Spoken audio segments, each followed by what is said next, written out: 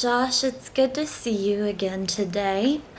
Today I wanted to go over a few things that we found on your fitness assessment, and I wanted to touch base with you on some areas that you need improvement in and some areas where you're doing really well. And we wanted to go over a few things that we found in your fitness assessment that I'd like to talk to you about today. So for your total cholesterol, I see that's at 170 milligrams per deciliter. Now, 170 is actually pretty good. We don't want that anywhere over 200 milligrams per deciliter. So you're in the average range, and we want to keep it there. We don't want to go any higher because the closer you get pushes you to the higher end range. So you're doing really well there. And the next thing that we have are your LDLs. Now, your LDLs are your low density lipoproteins, and this is your bad cholesterol because this latches onto the walls and the vessels of your arteries, and this is what increases your risk of getting cardiovascular disease and blockage in the arteries. So we're looking at that, and that was at 100 milligrams per deciliter. And that's actually pretty good because we want to keep it below 130 milligrams per deciliter. Then we were looking at your HDLs, and this is your high density lipoprotein. Now, unlike your LDLs, your HDLs are your good cholesterol. So this helps break down the buildup of the cholesterol in your arteries and vessels. And we see that's actually at 50, which is in the medium range because we want to keep it between 40 and 60. Anything over 60 is actually very, very good. And anything under 40 is obviously bad. So we can work on ways of improving that, and that'll improve with exercise as well. So we also were looking at your triglycerides. Now, your triglycerides are the circulating blood fats in your body, and you're at 90 milligrams per deciliter. So the next thing we wanted to cover is your glucose, which is your blood sugar, and you're sitting at 120 milligrams per deciliter, which is actually elevated. And with your family history of diabetes, this is something that we want to pay close attention to because it puts you at higher risk of getting diabetes and other diseases. So we want to pay close attention to that. We want to try and get that under 100 milligrams per deciliter. So for your fitness testing results, we have your resting heart rate at 80 beats per minute. Now that's kind of elevated. It's on the higher end. We want to keep that between 60 and 100. And there's ways of improving that. Your resting heart rate improves with exercise. And so we're also looking at your resting blood pressure. So your resting blood pressure was 145 over 92. Now, that means that you are actually considered to be hypertensive, which means that you have high blood pressure. So this is something we really need to pay attention to because with it being 145 as your systolic blood pressure, we want to get that lower than 140. We actually want to get that down around 120 and get you out of that hypertensive stage.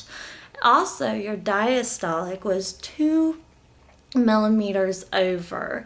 So we want to get that below 120 over 80. So your diastolic is 80 and we want to get that below. So right now you're sitting at 92 and we need to lower that down a little bit. So that way we're reducing your chances of getting cardiovascular diseases later on. So we were looking at your upper body strength and endurance, and we saw that you got push-ups at 11 push-ups in 1 minute, which is fair. You're in the fair and good category.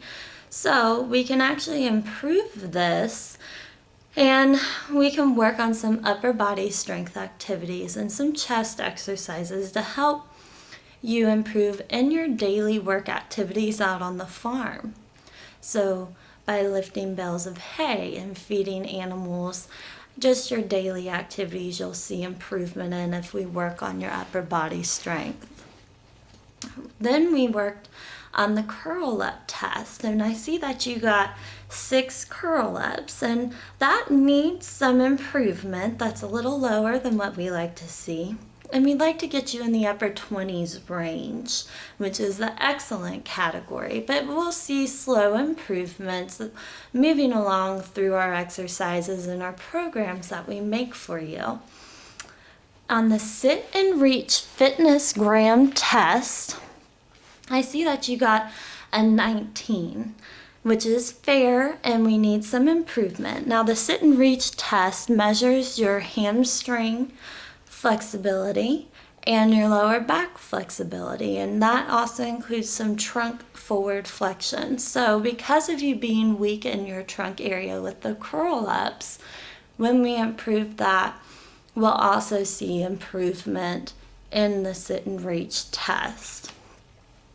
The next thing that I want to cover with you is your body composition, which is 31% body fat.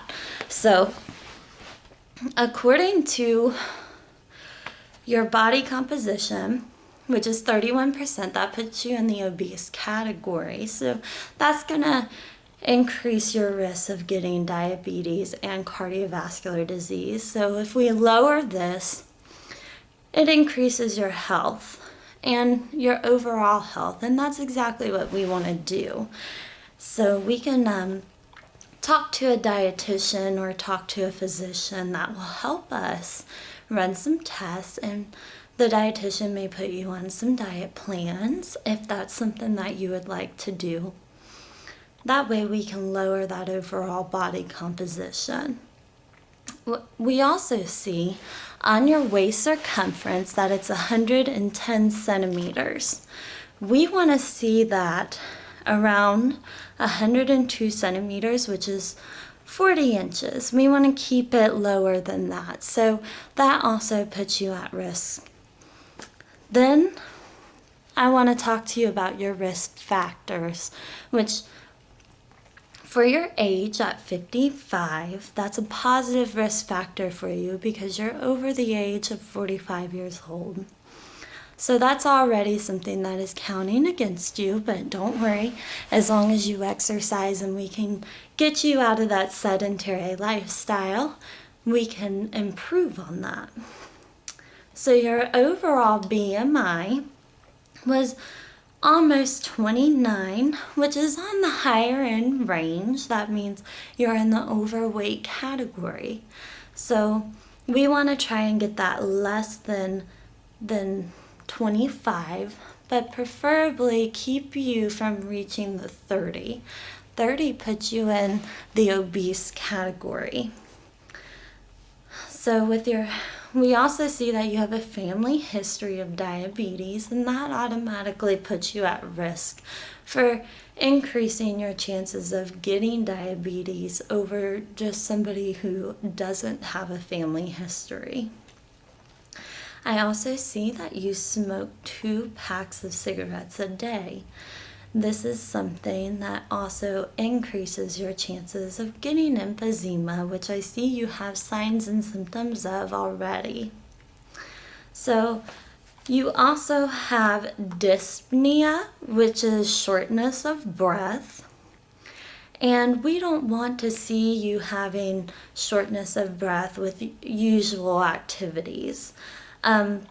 That puts you at risk also of getting cardiopulmonary disorders, and particularly in the left ventral or chronic pulmonary disease. Emphysema increases your risk for lung cancer, heart attacks, and even stroke. And we can help by getting information for you for smoking cessation programs and with the use of pharmacologic agents, which we can use the patch, and we can get you help if smoking is something that you would consider quitting. And so that's something that we can talk about, and I can give you the contact information or contact them for you. Now, I also see that you enjoy farming and your sons help you out on the farm.